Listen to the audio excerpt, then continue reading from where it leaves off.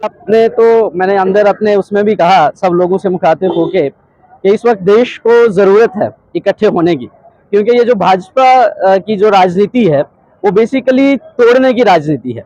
उसमें आप चाहे किसी पब्लिक इंस्टीट्यूशंस की बात करिए, किसी लॉज की बात करिए, आपने देखा कि पार्लियामेंट में जितने पुराने कानून बने हैं उन सभी कानून को तोड़ के और नए नए कानून बना रहे हैं। ये जितने भारत के पास जो अपने इंस्टीट्यूशंस थे ये उन सब को बेच रहे हैं। आपने देखा जहाज के अड्डे सब ये एयर बेच रहे हैं, तेल रेल सब कुछ। पंजाब में देखिए सारी शुगर मिल्स इस वक्त खाली पड़ी हुई है। तो जितने भी रेवेन्यू गवर्नमेंट्स के पास थे सबको प्राइवेटाइज कर रहे हैं। और हमने ऐसा देखा इन पिछले सालों में कि पूरे भारत के अंदर ये सिर्फ और सिर्फ तोड़ने की राजनीति करते हैं, हिंदू मुस्लिम की राजनीति करते हैं। इस वक्त पूरे देश के अंदर एक ऐसा माहौल बना हुआ है, डर और खौफ का माहौल जिसे आप कह सकते हैं। तो हमने ये सोचा कि इस वक्त भारत को जरूरत है और इस वक्त हमारे लीडर राहुल गांधी जी को जरूरत है कि हम सब लोग इकट्ठा हों और भारत को फिर से जोड़ा जाए। और ये जो इन्होंने बेरोजगारी फैलाई है और ये जो सब इंस्टीट्यूशंस को डिस्ट्रॉय कर रहे हैं, जो कि कई सालों से पुराने कांग्रेस के जमाने के बने इंस्टीट्यूशंस थे, उनको डिस्ट्रॉय कर रहे हैं। तो वो सब चीजें देख के हमने कहा ये तो अब एक कंपनी बन जाएगी, अब तो गवर्नमेंट्स रहेंगी नहीं, पॉपुलर गवर्नमेंट्स रहेंगी नहीं, डेमोक्रेसी रहेगी नहीं। ये तो जैसे ईस्ट इंडिया कंपनी ने इंडिया में किया था, फिर रूल करने शुरू हो गए, ठीक इसी तरीके से ये अब तो अंबानी और अडानी और जियो और ऐसी फर्में आएंगी और जो आप पे राज करेंगी। तो इस वक्त हम सब लोगों को इकट्ठा होने की जरूरत है। और ये जो देश के अगेंस्ट की ताकतें हैं, जो झूठा ढोंग नेशनलिज्म का रचाते हैं और हकीकत में लोगों को लड़ाते हैं, उनको बाहर करने के लिए हम सब इकट्ठे हुए हैं। और ये सब लोग जो हमारे साथ जुड़े हुए हैं, इन सब की यही डिमांड है कि भाई अब सब लोग को इकट्ठा होके ऐसे लोग जो देश को तोड़ने वाले हैं इनको बाहर करेंगे। साथ देखिए आजकल हमारे यहाँ लोकल लेवल पे आप देखिए इतनी आग चल रही है, चारों तरफ आग ही आग है। लेकिन हमारी एडमिनिस्ट्रेशन से मैं ये अपील करना चाहूंगा आप लोगों के माध्यम से कि इस तरफ भी जरा ध्यान दें, ना कि सिर्फ इसी की जो कई सारे डिपार्टमेंट्स में भी इन्होंने अपने प्रचार में लगाए उस तरफ ध्यान न दें। आप हमारे लोकल कंसर्न्स देखिए, बिजली हमारी, पानी हमारा, और हम लोग 16-16 घंटे 20-20 घंटे यहाँ बिना बिजली के रह रहे हैं। आप टनल्स हमारे इलाके में बना रहे हो, प्रोजेक्ट्स हमारे, कोई लोग उसमें उनका कोई हक नहीं है। आप हमारे रिसोर्सेज यूटिलाइज करके और हम लोगों को कोई अधिकार नहीं दे रहे। तो ये सब लड़ाई लड़ने की वजह से हम इसमें शामिल हुए हैं और देखते हैं ऊपर वाले का फजल रहा तो हम इस लड़ाई को लड़ेंगे। तो हम लोग जब पढ़े लिखे लोग, इंटेलेक्चुअल लोग राजनीति में नहीं आएंगे तो ये इंफीरियर लोग आप पे राज करेंगे और फिर ये ऐसा राज कर रहे हैं कि हम लोगों को तोड़ रहे हैं। तो इसलिए इसमें देखिए, इसमें कोई शौक की बात नहीं है, इस वक्त जरूरत की बात है।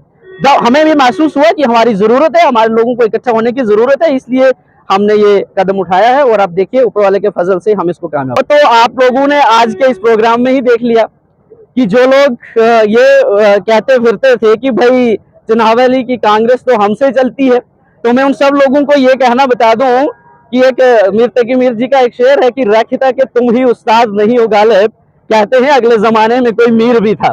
तो ये उन सब लोगों के लिए ये मैसेज है। और आप देख ही रहे हो कि किस तरीके से जनसैलाब यहाँ आया और ये सब लोग क्या चाहते हैं वो तो आपको मालूम है। तो इससे आप बेहतर अंदाजा लगा सकते हैं कि 2024 के इलेक्शन में क्या होने वाला है।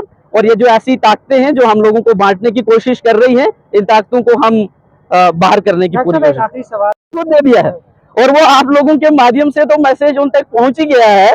तो आप समझ ही सकते हैं कि वो अब आगे वो क्या देखेंगे, क्योंकि ये तो शुरुआती दौर है। आज पहला दिन था, हमें और महीने 2 महीने बाद फिर से हम अभी इलेक्शंस आ रहे हैं, पार्लियामेंट्री इलेक्शन, तो उसमें उन लोगों को और बहुत सारे मैसेजेस जाएंगे, हम देंगे और इसी माध्यम से देंगे जो दे रहे हैं। तो किस तरह आने वाले वक्त में कांग्रेस पार्टी मजबूत?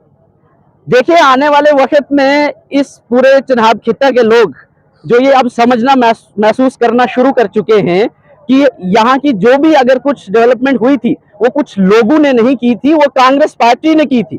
और ये जो लोग हैं, जो आज भी ऐसे कई लोग आपको मिलेंगे जो कि किसी के बने बनाई खीर खाने वाले लोग हैं, तो कांग्रेस के सब काम अपने नाम जिन्होंने किए हैं, तो अब लोग महसूस कर गए हैं कि काम तो सब कांग्रेस ने किए थे। पिछले 10 सालों से इन्होंने क्या किया है आप तो देख ही रहे हैं।